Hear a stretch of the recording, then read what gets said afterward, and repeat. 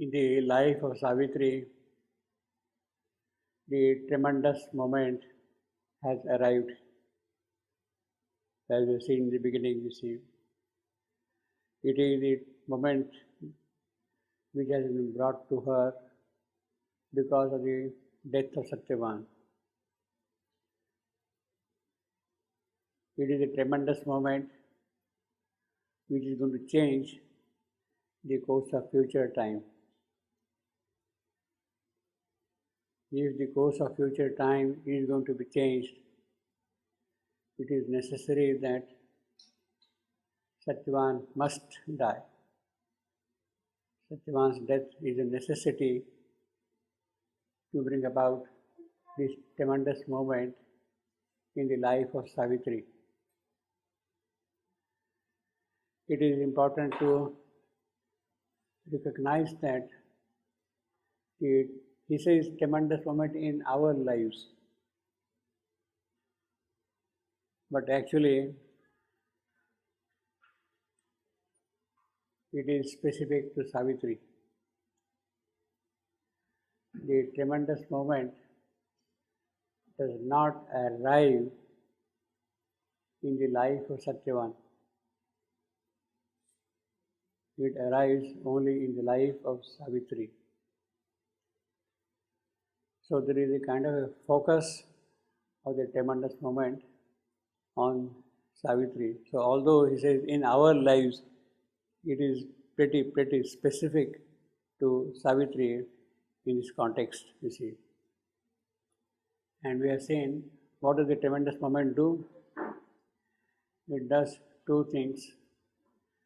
Savitri is shown her luminous source. Savitri, you are not a human being, you are not ordinary human person there, you are somebody else.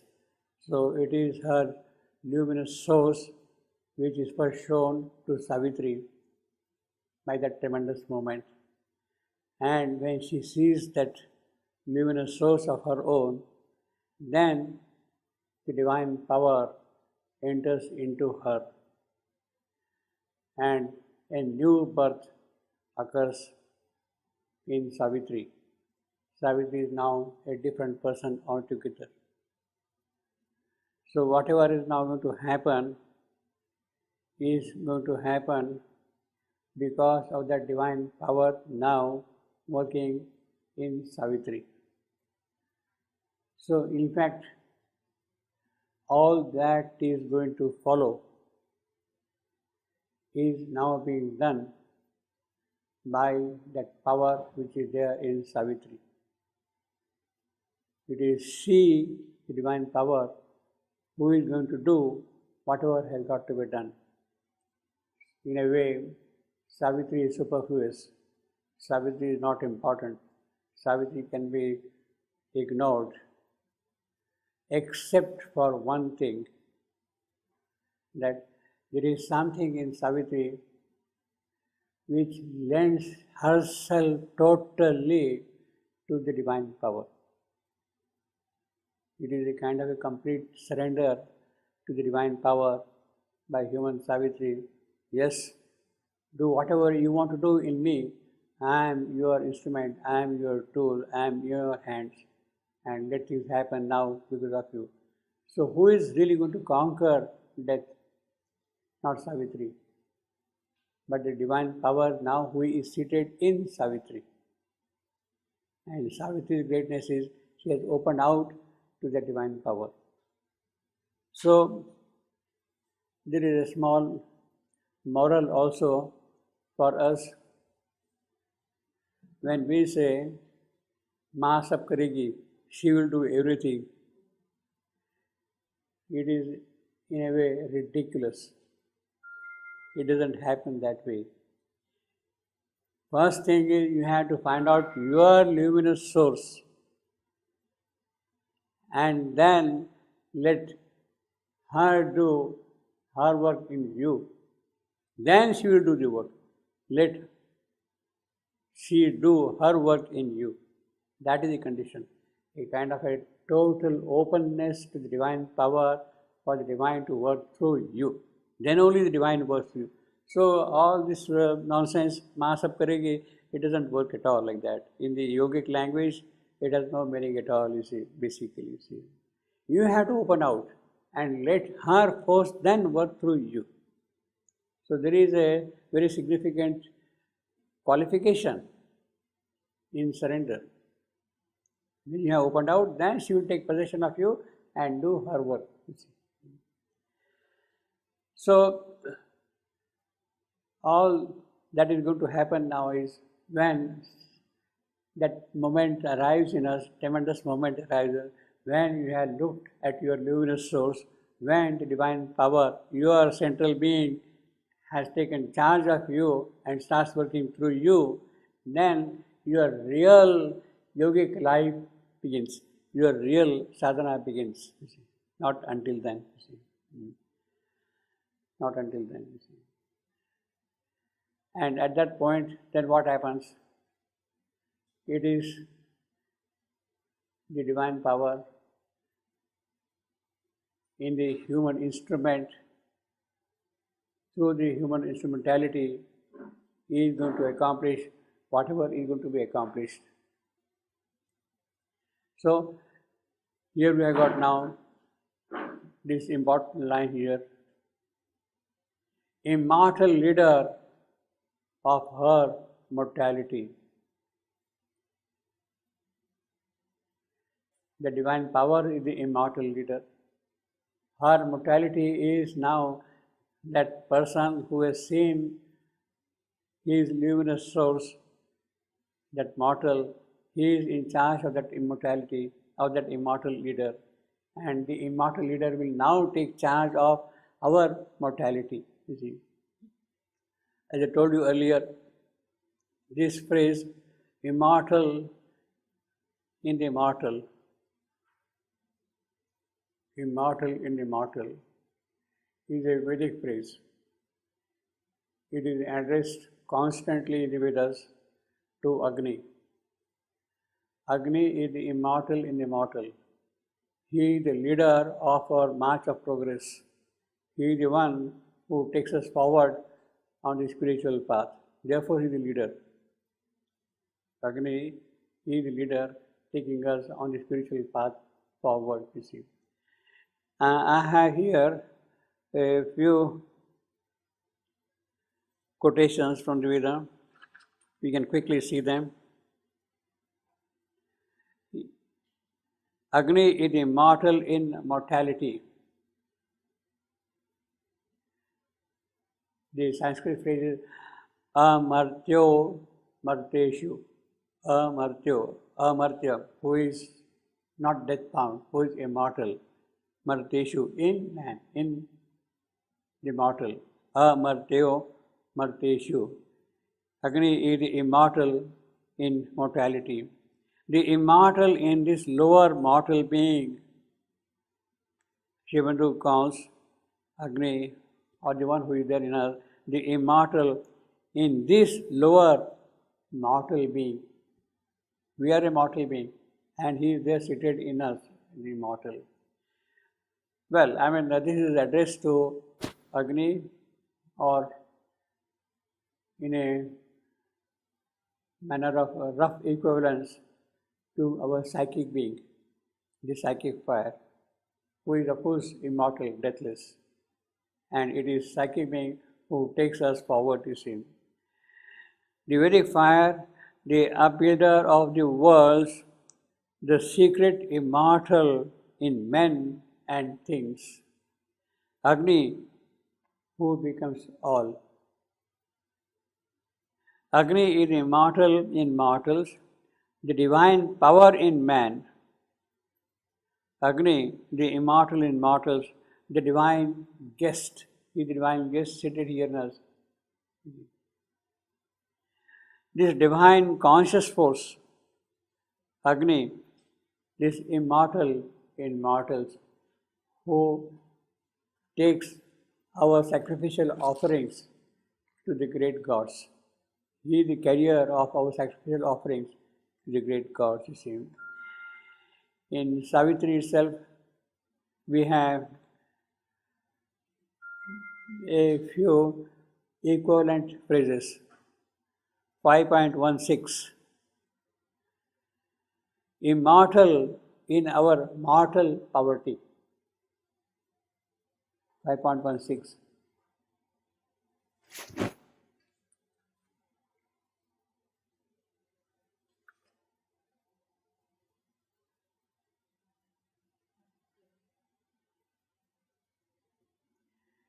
A spirit that is a flame of God abides, a fiery portion of the wonderful, artist of his own beauty and delight, immortal in our mortality.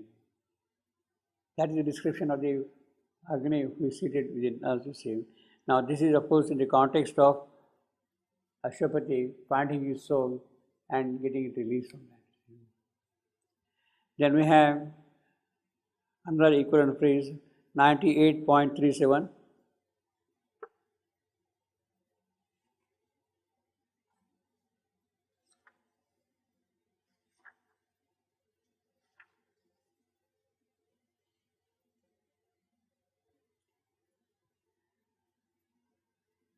Annulled with the transient values of the mind, the body's sense renounced its earthly look.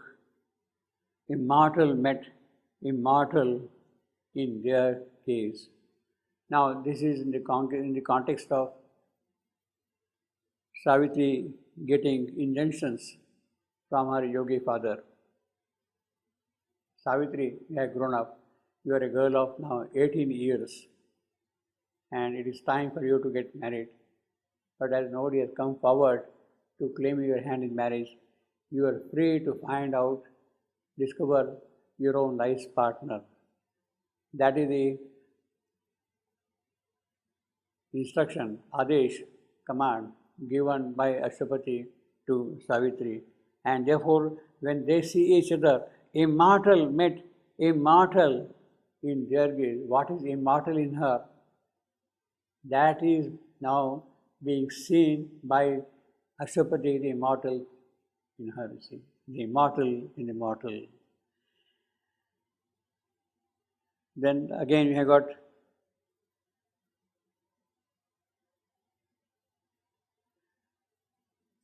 I am immortal in my mortality.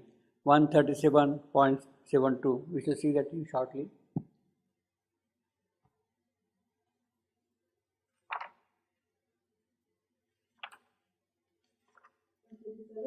One 137.72.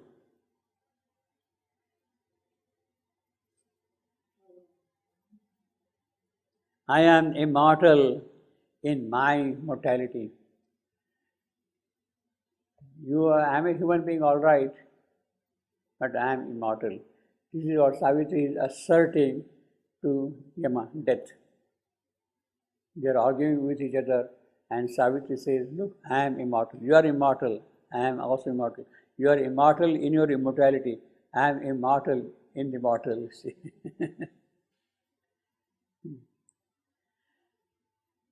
So that is how this immortal leader of her mortality, who is now taking charge of Savitri and going to meet the eventuality of countering death, Yama. Naturally, when that happens, when the immortal has taken the leadership of her mortality, then all in her mated with mighty hour. Naturally, now that mighty hour has come, and she is ready to face that mighty hour. See.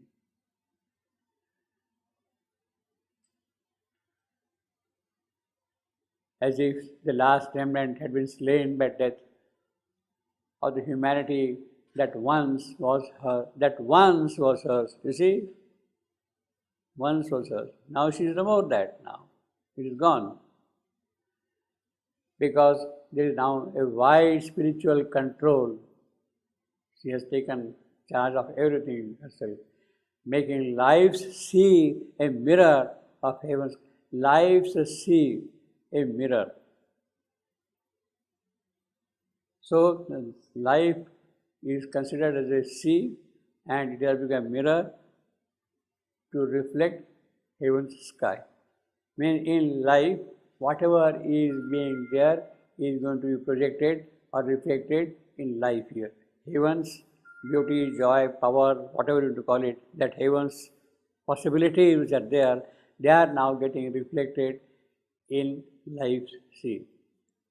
You are considering life as an ocean, and it is looking at the sky, and the sky is getting reflected in the sea. Now this mirror is also of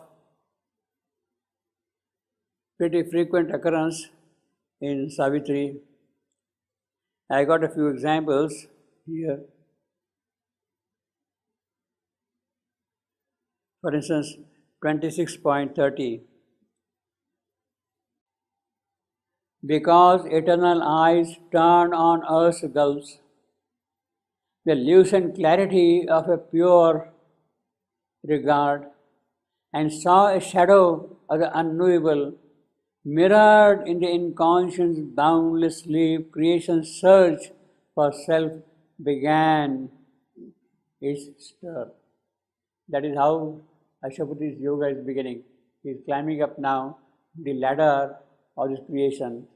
Because eternal eyes turn on earth's gulfs. You see, from above, somebody is looking down below here, this inconscient gulf from above. The lucent clarity of a pure regard. What does he see? Whatever he sees the clarity with full awareness of what is all there around here. And saw a shadow of the unknowable. He sees from above. Look, of course there is darkness here. There is inconscience here. But what is that thing? It is also the shadow of the unknowable. It is his shadow of the unknowable. So that is how it is mirrored here, you see. Shadow of the unknowable, mirrored in the inconscient, boundless sleep. So it is that shadow which is really mirrored here even in the inconscient. Now it is that shadow which has to slowly become bright shadow. Now it is a dark shadow, it has to become a bright shadow, you see.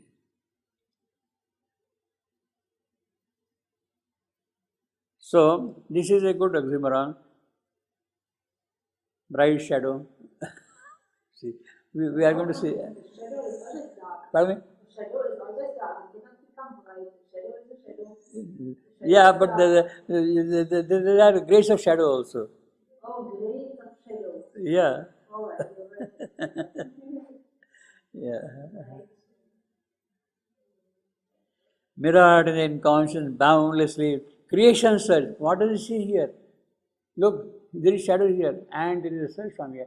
Ashwapati had to climb up the ladder of this creation and see its source. What is the meaning of all these things here? These worlds, these hierarchies of planes of consciousness. What is the purpose of that? He has to discover them. That is the search. You see.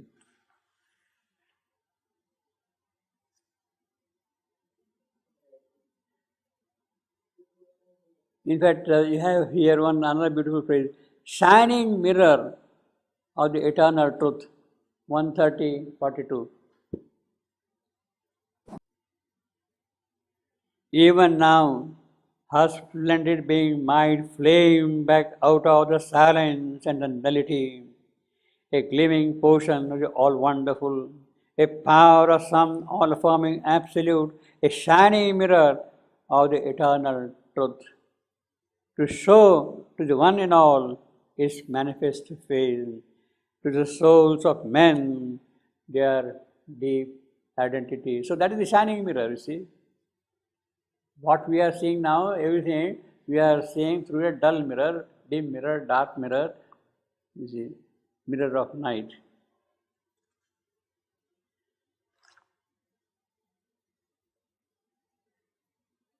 Over, naturally, when she has become the leader, over was a haunted pain.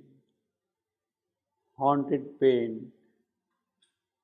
So Savitri is now free, so to say, because now it is the other power which is working through her. So haunted pain is for human Savitri, not for the divine power who has taken possession of Savitri. The rending fear which tears you apart, that is all gone now, Savitri. In fact, that fear was never there in the case of Savitri, but in the human Savitri, if that element was present, that has also disappeared. Haunted pain, he says haunted pain. Haunted means frequented, which comes now and then. Every now and then it appears, pain. The body is there, not yet open to the divine, so there is a kind of a frequent occurrence of pain in the physical. So over was that, so that physical pain also has gone away completely, haunted pain. He says over was the haunted pain. He doesn't say over was the haunting pain. See. It is not a question of over was the haunting pain, it was over was the haunted pain, which is frequenting, you see. Haunting, you see, constantly keep on troubling you, it's not that, you see. Haunting is in the consciousness, constantly there, you see. Haunted comes and goes away. Her grief had passed away, her mind was still, her heart beat quietly with a sovereign force. So now it is the sovereign force which is really pumping her heart, operating in the heart. There came a freedom from the heartstrings clutch. Now all her acts sprang from a Godhead's calm. So it is that kind of an absolute silence, that tranquility, that peace, which is the base for all her actions. If a great action has to take place, it has to be in the tranquil calm, that base. And it is, what kind of calm it is? Godhead's calm. Godhead is never disturbed by all these tangent, small little things happening around here. Now all her acts sprang, all her acts, whatever she is going to do, all her acts sprang from a Godhead's calm. Calmly she laid upon the forest soil the dead who still repose upon her breast, and bore to turn away from the dead form. So now she rose to meet the dreadful God. So she is now rising up to meet the dreadful God, you see. He is there. Okay, now the moment has come. She is ready to see the instrument. She is ready now to face the dreadful God. Now the dreadful God, we have seen, is a tremendous thing. In fact, we have a description of this God in number of phrases here. I will just quickly read them out. Here we have got the dreadful God. Then he is described unearthly, somber, grand, as we have seen earlier. Unearthly, somber, grand, limitless, denial of all being. That dreadful God is denial of all being, therefore it is dreadful. Wearing the terror and wonder of his shape. So he is putting on that terror and wonder of his shape. His eyes are appalling eyes. His form is tenebrous form, with pity of destroying gods. We have seen earlier, destroying gods. Sorrowful irony, he is the word of doom. He is eternal night in the dire beauty of an immortal face. He is shape of nothingness made real. He is completely standing now in front of Savitri, tangibly made real. Limbs, his limbs are movements, his limbs are movements of transience. What is flowing here is transient, passing through like that. So this dreadful God, in fact, here got this mighty spirit, mastering gaze of life and time, inheritor of world, left to it unfinished doom from halting past. Again, halting means wavering here. Wavering. Not steady. Not steady. Wavering. Yeah.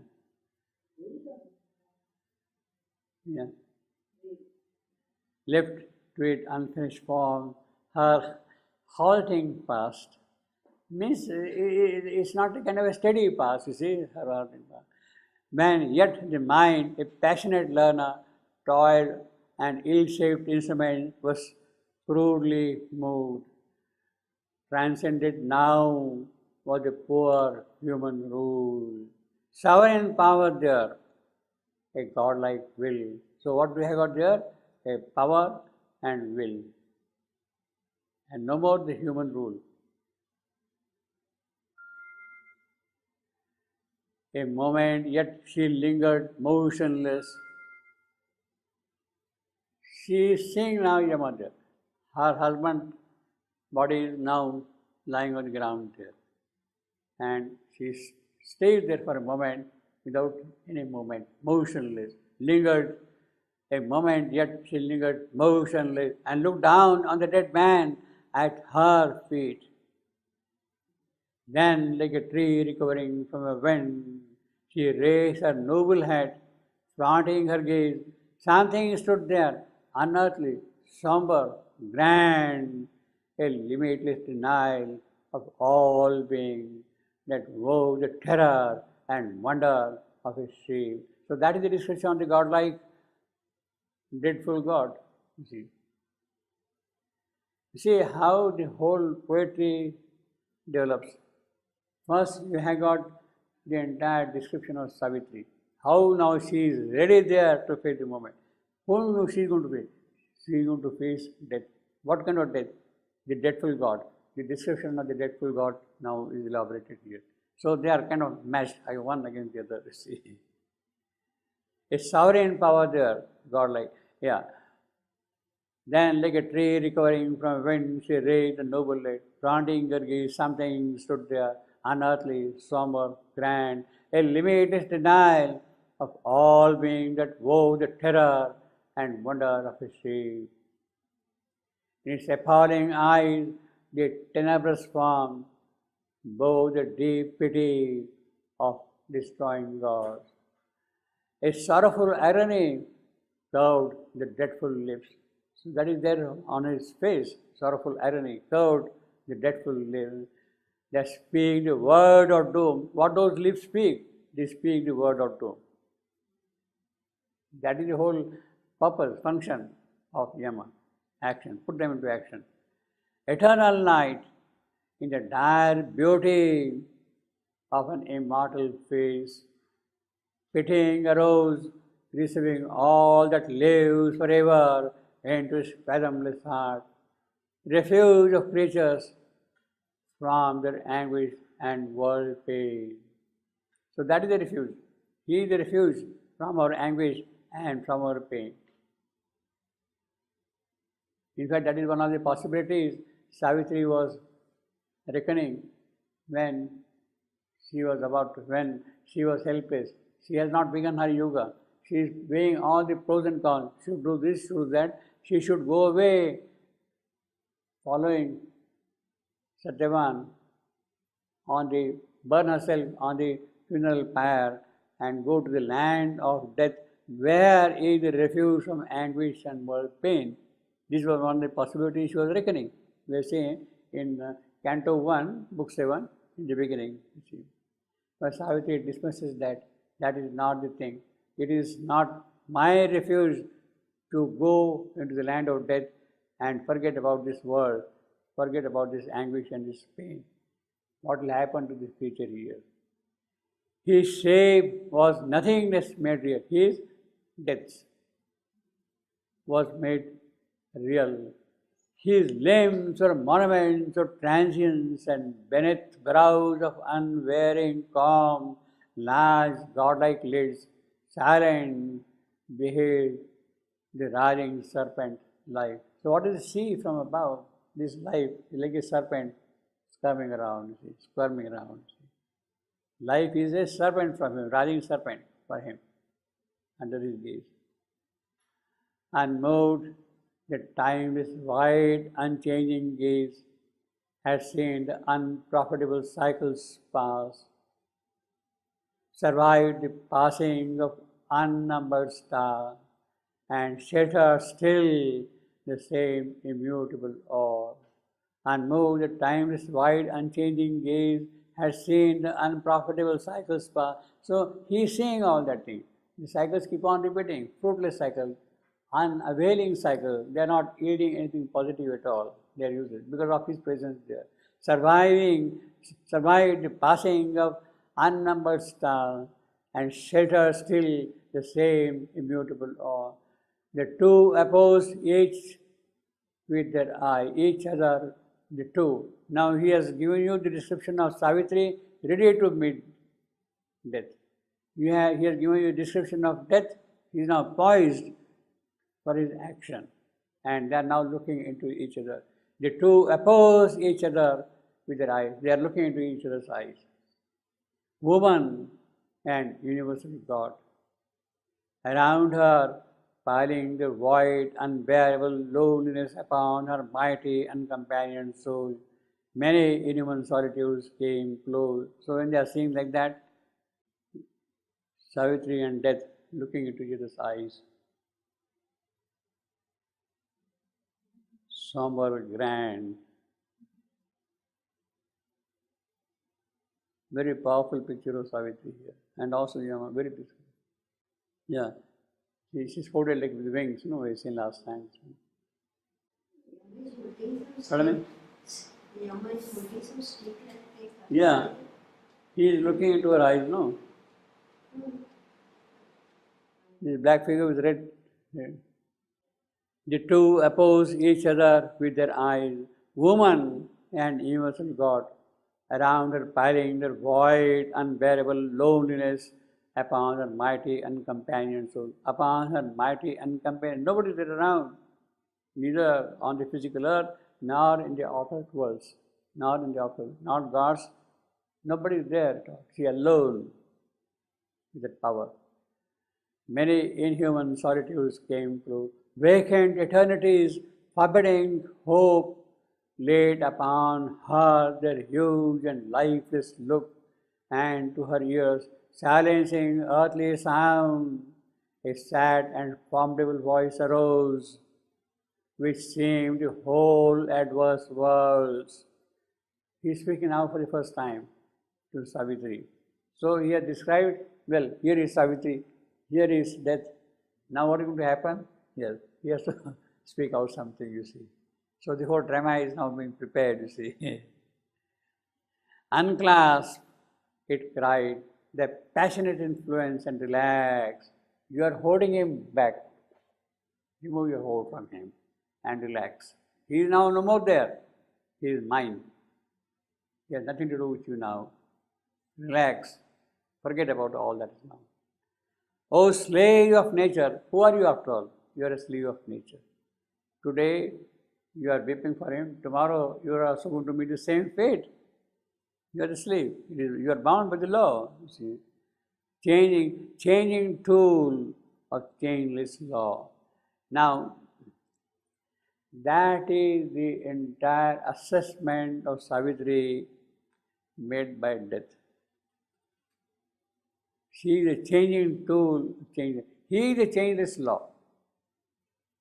Yama means law. Yama means law. So actually this word stands for Yama, law.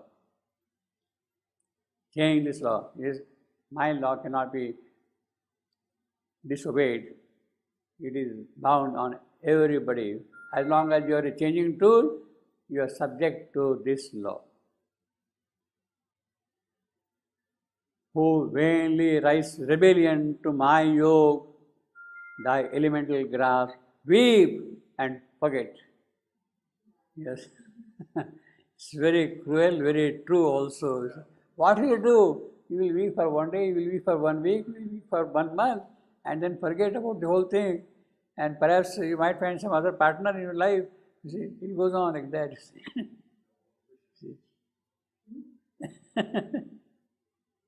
We now elemental grasp. Now of the elemental entities which are there in nature, you are grasped by them. You see. Entomb the passion is living grave. After all, who are you? You are a living grave. Now this is a perfect oxymoron. Living grave, you see.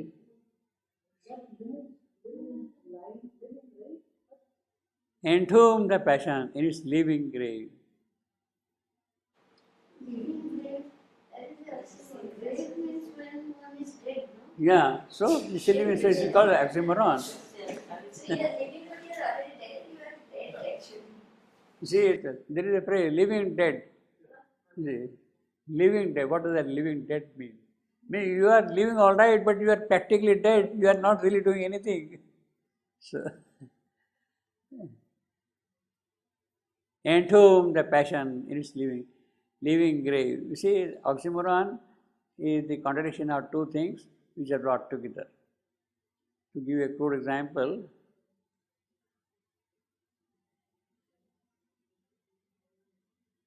I'll give you a crude example, living dead. Here you got, actually this living dead is a phrase which was used for the first time by Tennyson in one of his poems. Living dead. And oxymoron in English literature started with that phrase in English literature, living dead. So Sri-Aurobindo has copied it and made it living grave. He is very well versed in the English literature. The whole English poetry is at his fingertips, you see. At his fingertips, just like that, you see. Everywhere he was quoted like that, living grave. So this is direct echo of Tennyson's poem. Bright shadow or Huh? he has read all this. Yes, of course, yes, yeah. And not only he has read and mastered and understood and all that kind of a thing, he knows at what appropriate moment to use what. Exactly. See, That's that's the important thing. Yeah. We may know many things, but to use them. This one is bright shadow is oxymoron. Bright shadow is an oxymoron. I told you, bright shadow is an oxymoron. like living grave. You see, the bright shadow, dark light. You see, the dark light, that is, yeah, that shadow. You can say the oxymoron is a bright girl or no, bright girl. Bright girl is an oxymoron. Beautiful boy is an oxymoron. Beautiful boy is an oxymoron. Bright girl is an oxymoron. You can say beautiful girl. You can say bright boy. So they are all right. They're fine. But bright boy or beautiful girl, they are not really things in the sense that they are what one would say figuratively, they are actually redundancies.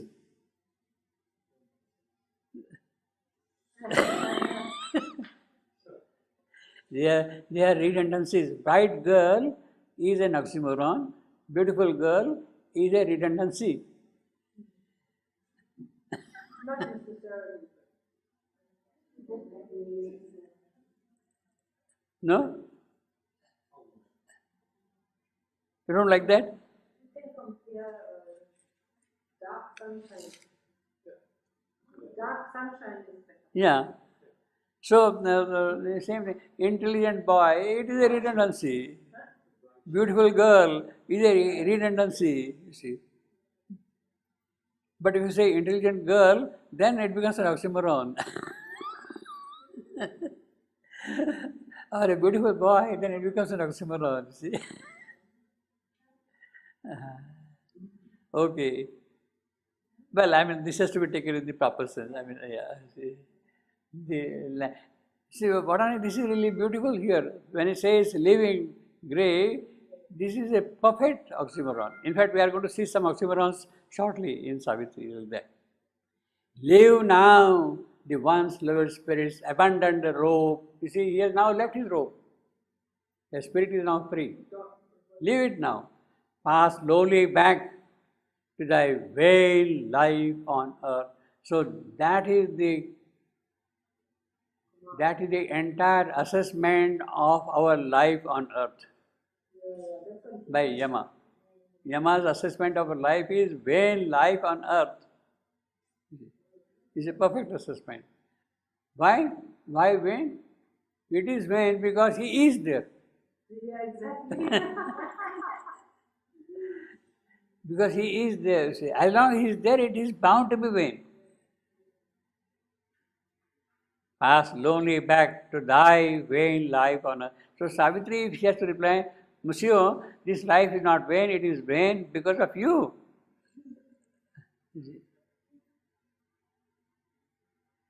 It ceased.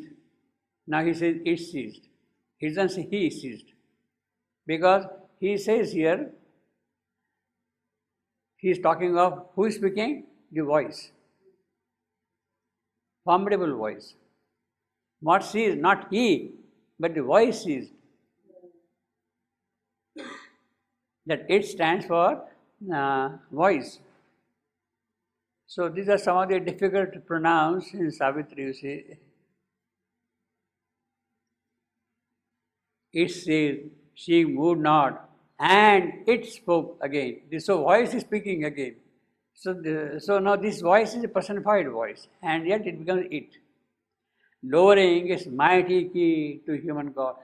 He was talking very loftily from high pitch and all that thing. Now he is trying to be very sympathetic to this poor little girl who is weeping for her husband there now. See, he is trying to be sympathetic to her. See. It says, she moved not, and it spoke again, lowering its mighty key to human call. Yet a dead cry behind the unuttered, yet a dread cry behind the uttered sound, echoing all sadness and immortal scorn. So what do I got here? Nothing but scorn, nothing but sadness. More like a hunger of a far watering wave. The way the waves are going in a hungry manner, it is that way his voice is traveling. More like a hunger of far watering wave. Wilt thou forever keep the passionate hold? He is dead now. You are helpless. Can you really keep him back in your hold all the while? Permanently? Impossible. Thyself, a creature doomed like him to pass. Denying his soul death's calm and silent rest. This is what he says. What does death give you? It gives you calm. It gives you silent rest. All activities, all this turmoil, all this anguish, all this pain of life, etc., that stops completely, you see. Are you denying him that privilege? He is dead now. Why do you want to bring him back to that thing of your word? But why does he care if she holds him or not? He seems to care. Will you keep forever thy passionate hold? Yes. Why is he caring if she holds him passionately or not? Yeah. He takes his soul and goes, and if she wants to keep him or not, he should be. You don't understand things. You are drowned in your own passion and emotions, Yeah, but he is not and therefore you are making you suffer. This is what he's going to say. You are making you suffer by your passionate or by your emotional attachment, your vital instincts or whatever it is. You are rather making you suffer. He cannot take him away without problems when she holds him. Yes, of course. See, the spirit is bound tight and it is not easily coming out of the physical body. It suffers.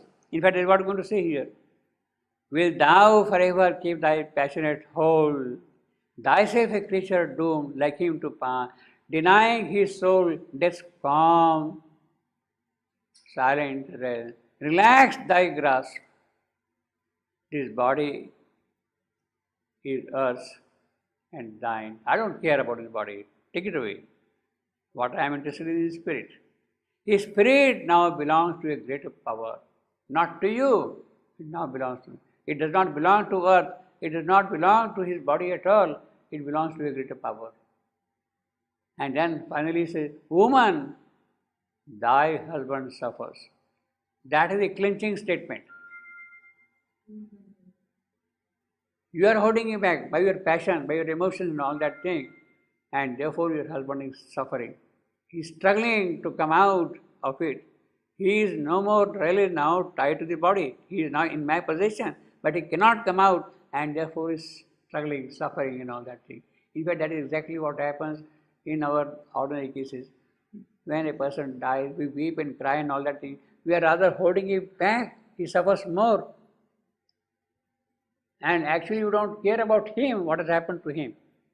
We are worried about him. Oh, my beloved, etc., etc. For my love, my vital instinct, my joy, my possession, I am weeping and crying. I am not really bothering, caring about what has happened to him who is dead. I am more concerned about myself. It is a kind of a selfish attachment to the dead. Without understanding the plight of the dead. Woman, thy husband suffers. This is the clinching statement, most powerful statement. You are passionately holding him back. I am sorry, you don't realize that he is suffering. He is now entirely in my charge.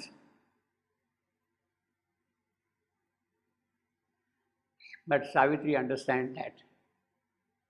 The occult significance of what he is telling, she understands that. I mean, she does not realize that he is suffering, but what he is telling her, that she understands and grasps. And maybe he is really suffering because of that. And therefore, Savitri draws back. Savitri drew back her heart's force that clasped his body still, where from her lap, renounced on the smooth grass, softly it lay, as often before. Softly it lay. You see, where from her lap renounced again.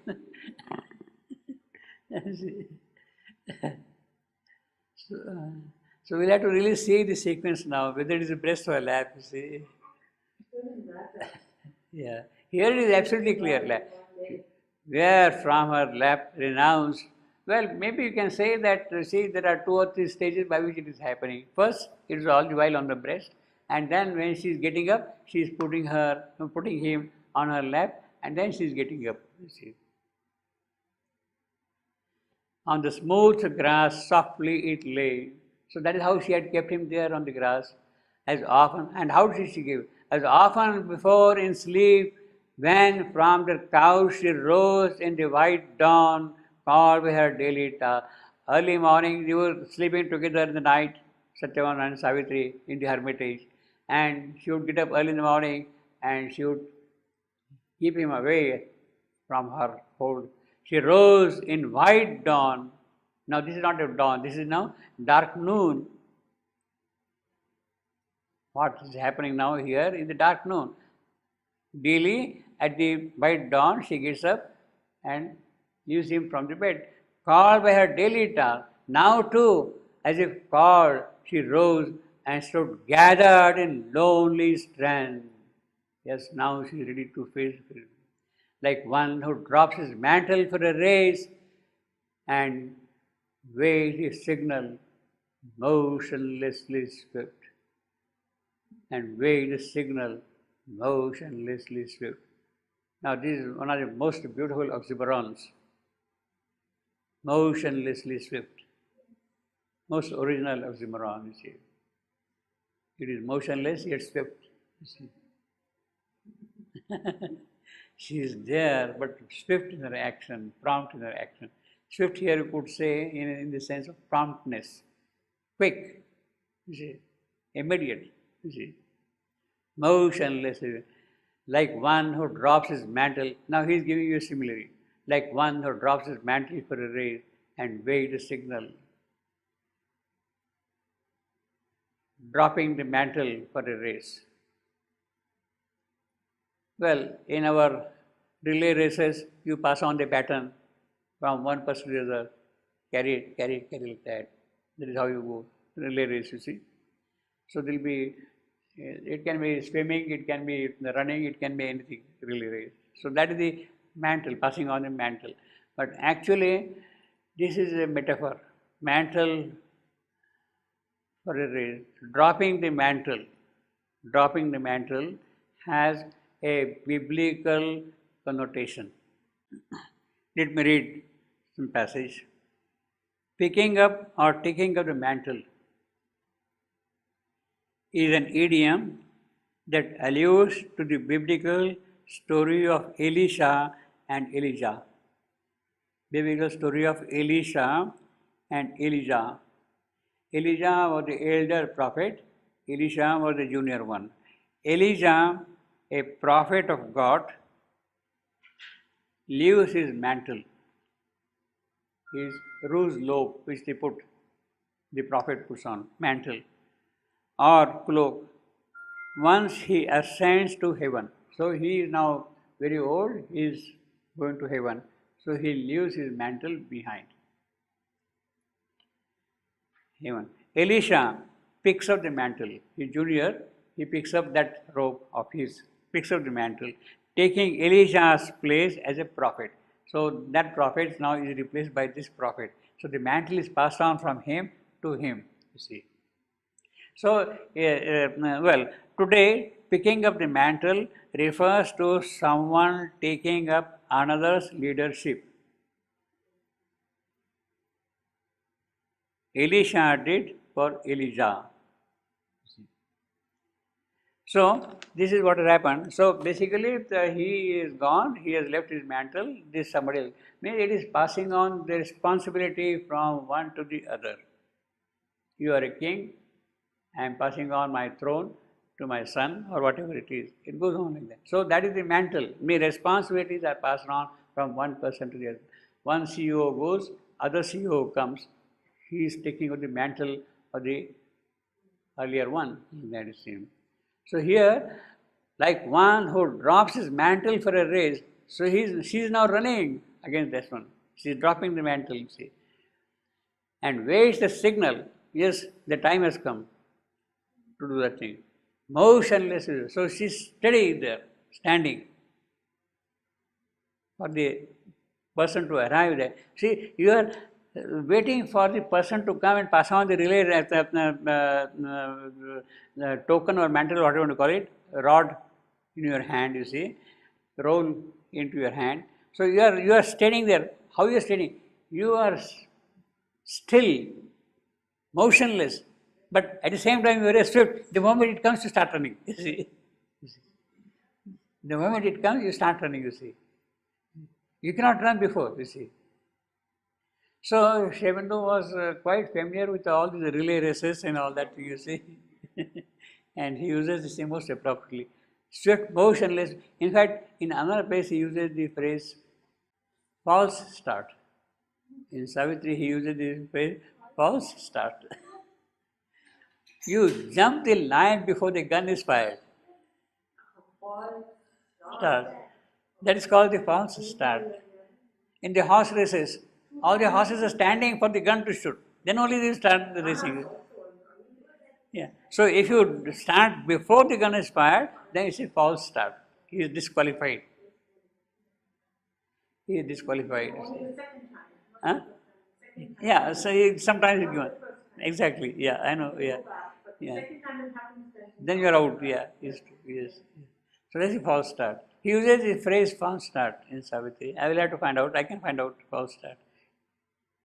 A fatal seed was sown in life's false start. Something has happened. It has made a wrong beginning before the fatal seed was. Okay, when does it start really? A fatal seed was sown in life's false start when evil twinned with good on earthly soil. So when the evil is out, it really. Yeah, means evil and good both of them, the false start has taken place. So evil is overtaking. So we have to wait until the evil is out. Well, unless good catches, or So we are in fact, he is disqualified. We are still in the false start. It's We are all disqualified. disqualified, yeah, you see. Actually, this is the argument which is being made by Savitri's mother to Narad. What is this life, all this misery? Is this your God who has made this creation? Is it a false start? See, that is the kind of an argument she is making, you see. So, in that context, she says false start. Begin the race before the gun is fired. Yeah, we should have waited, no? Yeah. We should have come here. But we cannot go back. You cannot come back. Woman, thy husband suffers. See, what a powerful line, and he is addressing to Savitri, a woman. There is great dignity in that. Like True.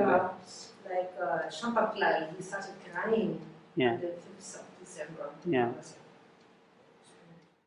Softly it lay as often before his sleep, and waits the signal motionlessly swift. So this is the oxymoron, you see. We have seen another oxymoron here. She knew not. Yes, she has relaxed her grasp. She knows that Satyavan is suffering. She would not like him to suffer. But what to do? At the moment she does not know. She knew not to what course her spirit above on the crypt summit of a secret form, like one lit sentinel on a mountain crest. So now, actually, the crypt is in the basement of the church, in the cathedral, normally, but here it is on the summit. Her real self is above there, sleeping or whatever it is up there, see.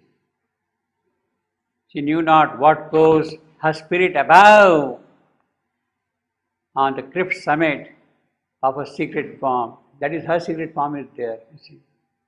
Like one left sentinel on a mountain peak. A fiery-footed splendor, puissant wing, watched flaming silent with her voiceless soul, like a still sail upon a windless sea. So from above, the whole thing is being watched. A fiery-footed splendor, it is that from above who is watching the whole thing here. Puissant wing, watched flaming silent with her voiceless soul. Her stands here in this context of splendor. Voiceless soul, like a still sail upon a windless sea, like a still sail upon a windless sea.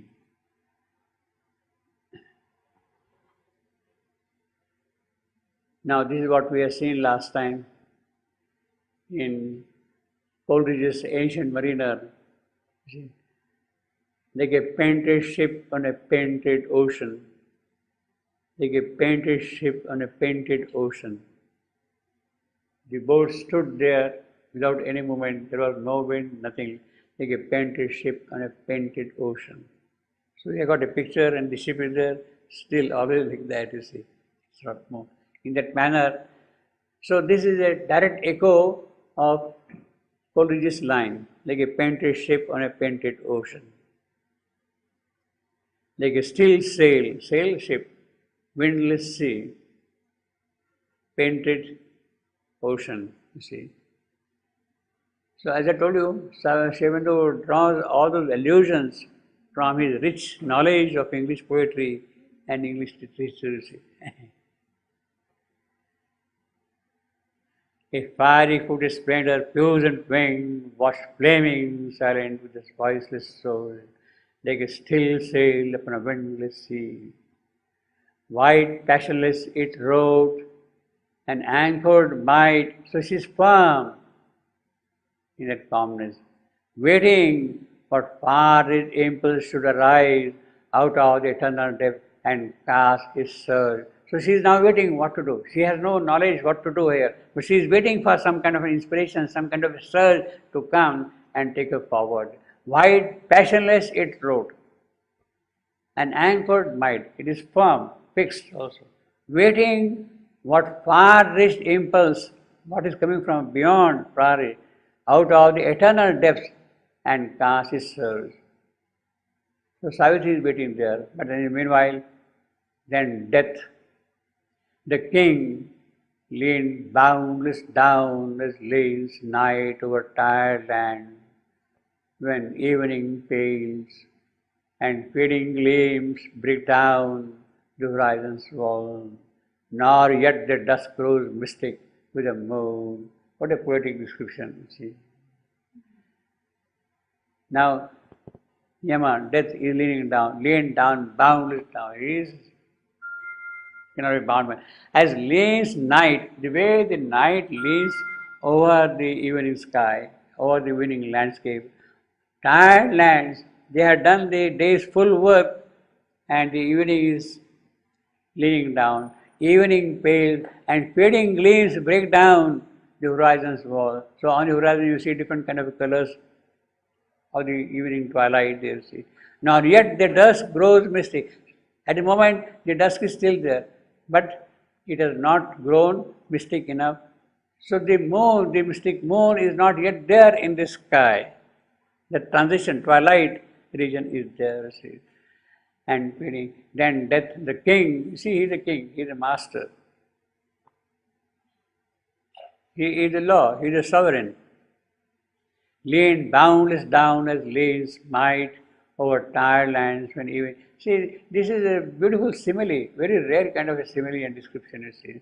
The dim and awful Godhead rose erect. So he is again, we have seen dreadful, earlier dreadful God, now he is a dim and awful God, you see. Rose erect, so he is now rising above. How? Why he is rising above? Because from his brief stooping to his touch on earth, he has stooped down and now is standing erect. What for he did stoop down? To pick up the spirit of Satyavan. Stoop down for that, you see. From his brief stooping to his touch on earth, and like a dream that wakes out of a dream. So you are seeing the dream waking out in a dream, you see.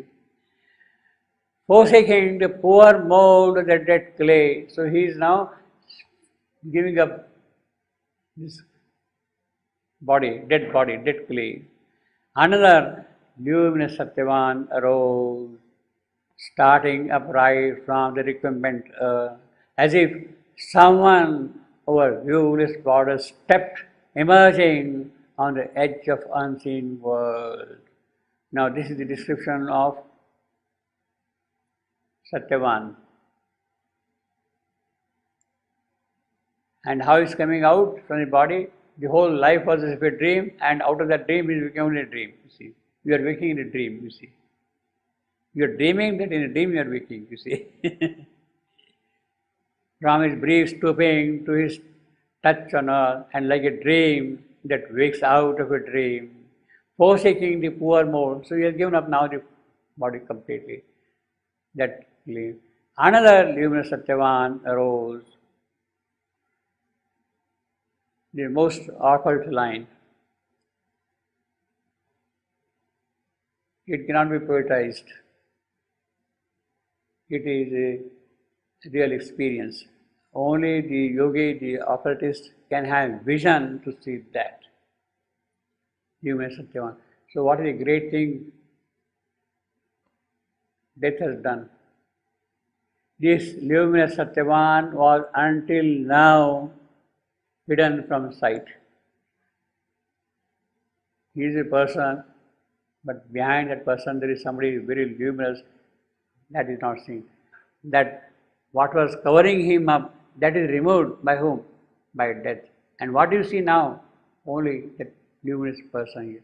So we are here, there is something very luminous in us, but we don't see that thing. When this goes away, then that luminous can come out, you see. Then only that luminous can come out. Another luminous Satyavan arose.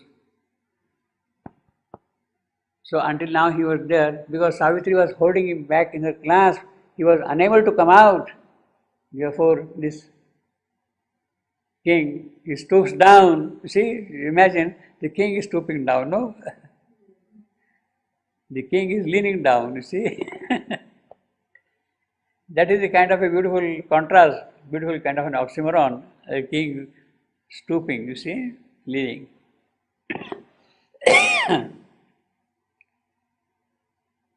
Because he has looked down, his interest is not in the body and all that. His interest is in this true spirit of the person. It is that he would like to hold him. Boundless down. He is not bound by, lean, boundless. He is not bound by anything. Vast. Boundless is without any boundary. As leans night, night has no bounds, no boundaries. Nor yet the dusk grows mystic with the moon. See, the dusk, the twilight has not yet become mystic because there is no moon yet. It's the twilight, you see. The dim and awful Godhead rose erect from his brief stooping. You see, he is stooping down. The king is stooping down. to his touch on earth, and like a dream that wakes out of a dream, forsaking the poor mold of the dead clay, another luminous Satyavan arose. Now, about this luminous Satyavan, starting upright from the recumbent earth, as if someone over viewless borders stepped emerging on the edge of unseen worlds. He is emerging now on the worlds which are not visible. Now, only a great occultist and a yogi can give this description. We have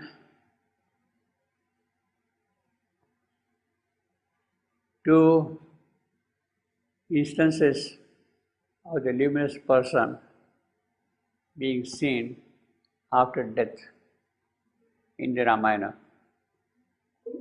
In the Ramayana.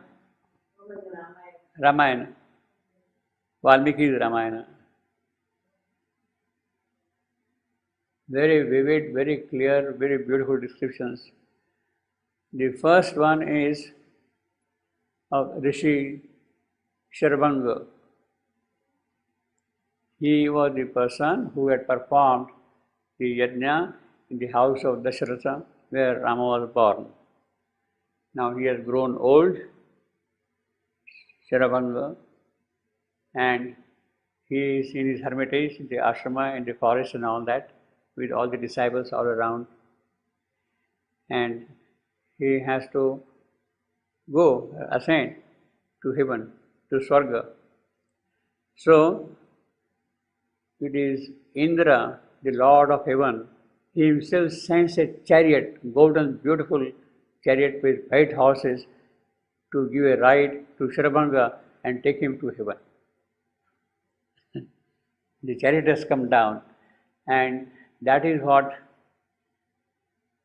Rama is pointing out to Lakshmana, his brother, and of course his wife Sita. They are all there together at that time.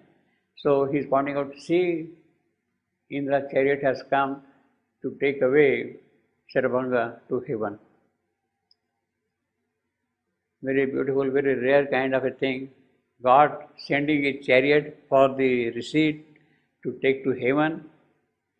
A great honor, a great privilege, great fruit of tapasya, whatever you want to call it. But Sharbanga says, I am sorry, I am not going to take your chariot. I will not avail your chariot at all to go to heaven. Why?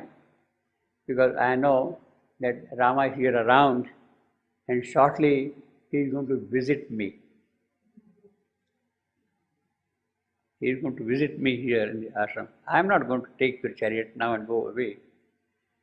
Then Rama comes there, and when they meet, etc., then he leaves his body. Sharbanga, he leaves his body of his own accord, and the body is put on the firewood. The fire is burning bright, and out of the fire arises a luminous Sharbanga.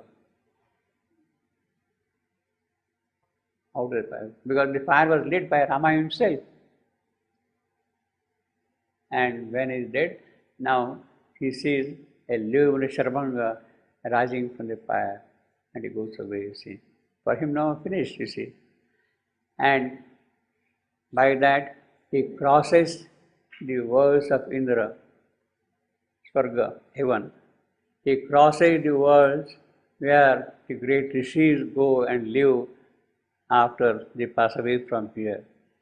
He goes straight to Brahma Loka, the highest station, to go and reside there, Brahma Loka, the house of the eternal.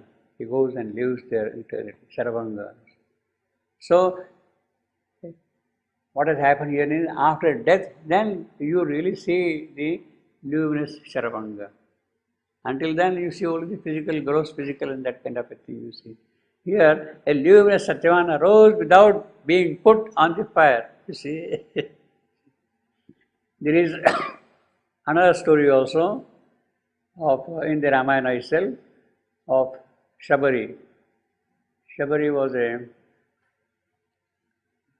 elderly, very old lady staying in the ashram of Matanga Rishis in the south near Hampi,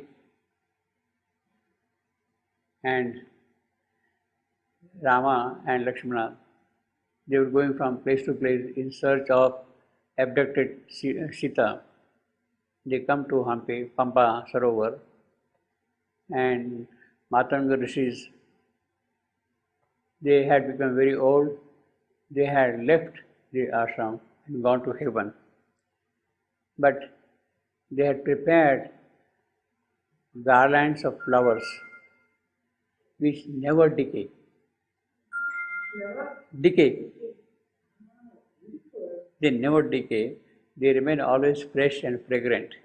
So they had prepared those garlands, and they had told Shabari, when Rama comes here, please offer these garlands to him. You see. Shabari, of course, receives them, Rama and Lakshmana, and she hosts them, whatever fruits are there, etc., etc., she gives to Rama, and then gives those garlands also to him, offers them, and then she tells Rama, look, I wanted to go away along with those rishis, but they had told me to stay back here and host Rama here in the forest, offer him all that is required for him to be. And when he comes here and when you have served him, then you leave the body. She was told like that. And now she tells Rama, look, now the time has come for me to leave the body. She is ready to leave the body. So the fire is lit and she is now ready to jump into the fire. She has jumped into the fire, and all that was earthly, etc., etc., completely has disappeared, and pure and luminous Shabari arises from the burning fire. Luminous Shabari arising from that burning fire, you see. So here you have got now a luminous Satyavan arose. See?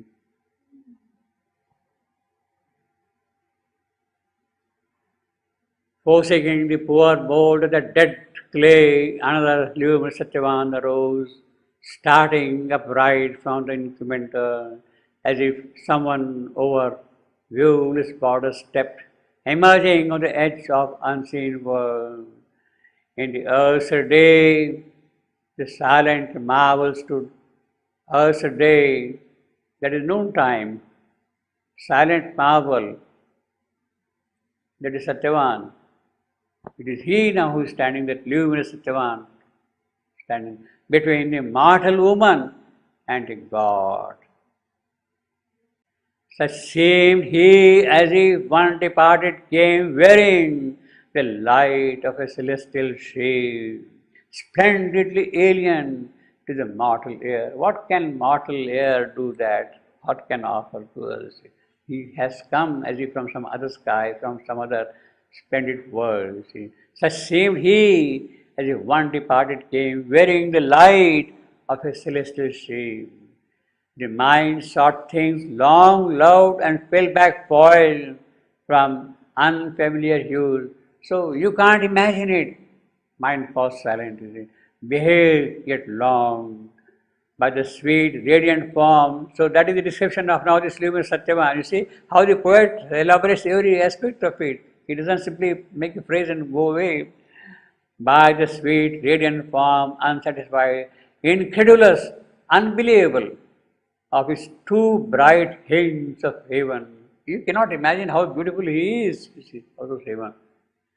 Too strange, the brilliant phantasm of life's glance, desiring the warm creations of the earth, rare the aja of material sun. The senses sees in vain the glorious shade. Only the spirit knew, the spirit still, and the heart divine, the old loved heart, though changed. So this is how Savitri is saying, this is how Yama is saying, this luminous Satyavan, you see. Only the spirit knew the spirit still. And the heart divined the old loved heart, Savitri, that is Savitri, though changed. Between two realms he stood. He is on earth, he is up there. Between these two he is standing now. Not wavering, but fixed in quiet, strong expectancy. He is there now. Now something has to happen. He is waiting for the order. Yes, what do we have to do now? Here is Savitri, here is Yama. The spirit of Satyavan is in between them at this moment, at this time. But fixed in quiet, strong expectancy, like one who, sightless, listens for a command. He is not seeing anything at all, he can't see, but he is waiting for the command. Yes, what do I do now? So were they immobile on that earthly field. They, all of them. Death, the spirit of Satyavan and Savitri, immobile on that earthly field. Powers not of earth, though one in human clay, though one in human clay. That stands for Savitri. Others are not now of earth. On either side of one, two spirits strove. Silence battled with silence, vast with vast. But now the impulse of the past was felt. Now the impulse of the path was felt. Impulse of the path was felt. Past was felt by whom? By Satyavan, the spirit of Satyavan. He is standing there. And now things have to move forward. He is feeling the command has come, the order has come, he has to obey that. But now the impulse of the path was felt. Moving from the silent, the support the star. Moving from the silent, the support the stars. So this is the whole silence now which is holding up the stars in the sky. Moving the silent, the support the star. To touch the confines of the visible world. So they touch the boundaries of the visible world also, therefore. Moving from the silence that support the star. Now this is an echo to the last line of Paradiso, Divine Comedy of Dante. He says, love that moved the sun and other stars. Love that moved the sun and other stars. L'amour, c'est move le soleil et l'autre still. Correct? I said correct? Other stars. Love that moved the sun and the stars. See, that's the echo here. Silent that support the stars, you see. You can see the echo, the sound also, the rhythm. To touch the confines of the visible world. That is the richness of Savitri. You see, he has drawn allusions from every. Ramayana is there, Mahabharata is there, Nati is there, Homer is there, Shakespeare is there, Tennyson is there, everybody is there, you see. That's the richness of Savitri. Can I ask one question? When you just died and the spirit is out of the body, he does not see his environment at all, or he. Now he is nothing. No, but for example, I mean, he's dead. His spirit is there, that's all. But I often heard people are when they go out of the body and then they die. No, that you see. Then they can see their body lying down there, Yeah, motionless. that's right. But you see, but who sees that? The person who has come out Yeah, of who? the body. Person, who's, what part of The that body, person? the- Yeah, but what part of, lies there yeah, in but accident or that- I understand that, but what part of the person? Who's, the mind probably. I No. don't know. it is the vital part of the person, you The see. divided part, but then you can. But here he is the spirit now, he's talking with spirit. But he doesn't see anything. He doesn't No, see that. no, He doesn't nothing, see the no, tree, he nothing. doesn't see the- He is the spirit now, he has come up fully, completely out. Why doesn't he can see the He doesn't see this all, he is not there. The Bible is gone. Huh? The Bible already gone. It's not there at all now. Nothing is affecting him. Nothing is touching him now. But normally it takes 7 He days. doesn't until remember. the battle He goes. doesn't remember his Savitri. He does not remember his world. Nothing. Yeah, but normally it takes time. It doesn't go immediate. He doesn't remember here. You see, this is the pure spirit which has come out. And what happened to the vital? Vital. That is separate matter. That may happen. Yeah. That he is describing here what the spirit is seeing. So the vital is still in the body, Yeah, vital is there. Even the gross physical is still lying there. and the mental is still in Mental is still there. All right. So what? Oh, only the spirit. What is now coming out? In fact, in these such cases, in such advanced soul, even those don't count. They simply disappear immediately. You don't pass through regions like that. You go straight. So the vital and the mental. Nothing. No. Normally you can see. Yeah. Normally, because you pass through that. You see, when a great yogi withdraws, Sare Gama Pada Ni up there. Ni, that is the last. Do re mi fa sol la si. Nothing remains now behind. It is because he is now free of all that already. He is not carrying with him all that luggage as we From do. 1 second to the other. He is not carrying at all that. He is not carrying that. He is not carrying that luggage at all as we do. We shed one by one. Well, it is there. But in the case of an advanced yogi, he is free, absolutely. He doesn't want to see or he cannot. Yeah. Moving from the silent above the stars, love They don't have any attachment and Yeah. to touch the confines of the visible world. Luminous, you see again he says, luminous, he moved away. He because the command has come. Nothing. His command has come. He moves away. Behind him, death went slowly, which is noiseless state. Now the real until now we had this situation. There is death standing there. There is Savitri there. In between, the spirit of Satyavananda rising. It has rose. And the moment that has happened, and the moment the command has come, then the procession begins. How is the procession? First, luminous moved away. Behind him means this is the spirit of Satyavan. Behind him is death, and behind death is Savitri. That is the procession.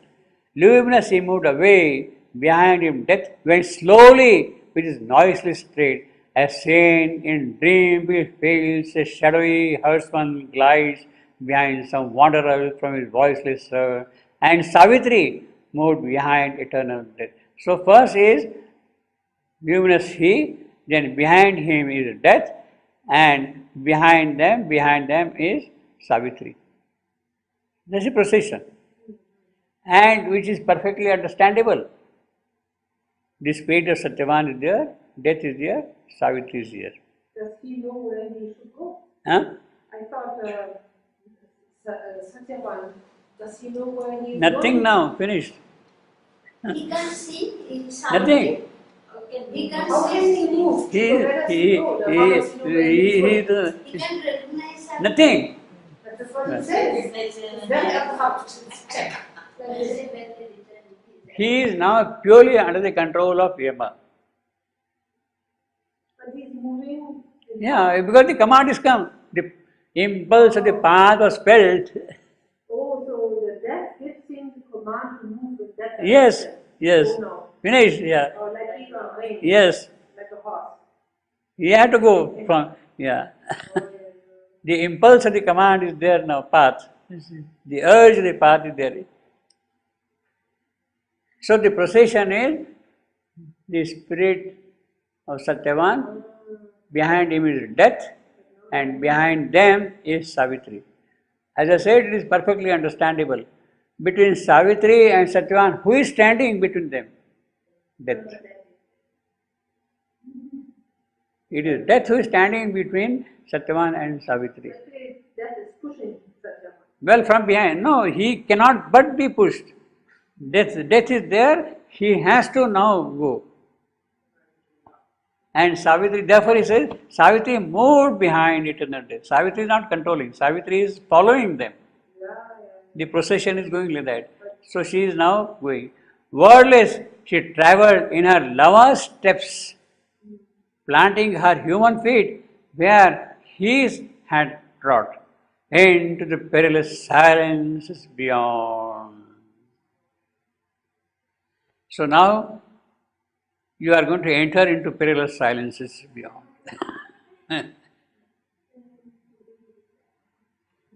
When you are having a normal death, then you can still see for the next few days where you are, Yeah. isn't it? Yeah, but you see, as far as the soul spirit is concerned, that is different. It goes through all the, in normal cases, when the psychic being leaves the body, then it shades off all the paraphernalia. Yeah. The gross physical, the subtle physical, the vital, the mental, and then slowly it goes. And whatever in the life has become psychicized, that is carried by the psychic being forward. So if your mind has become psychicized, that is retained by the psychic being, the rest is thrown away to the cosmic mind. The rest vital is thrown away to the cosmic vital. Okay. But That is for the ordinary man. For the case of yogi, this is a different thing altogether. See, they go straight. As I told you, in the case of Sharavanga, Indra himself had sent his chariot, please come. No question of. It's a willed death. But normally when people are not yogis, they go Yeah. and they can sit in their familiar surroundings and they can see where they are. Now you see here, luminous Satyavan, Savitri Singh. He is rising up from his dead body. Here, at that moment, Savitri is there, spirit is there, and Satyavan, spirit is there and Yama is there, you see. But then next what happens is this one. This is luminous Satyavan, who is rising up from the dead body, you see.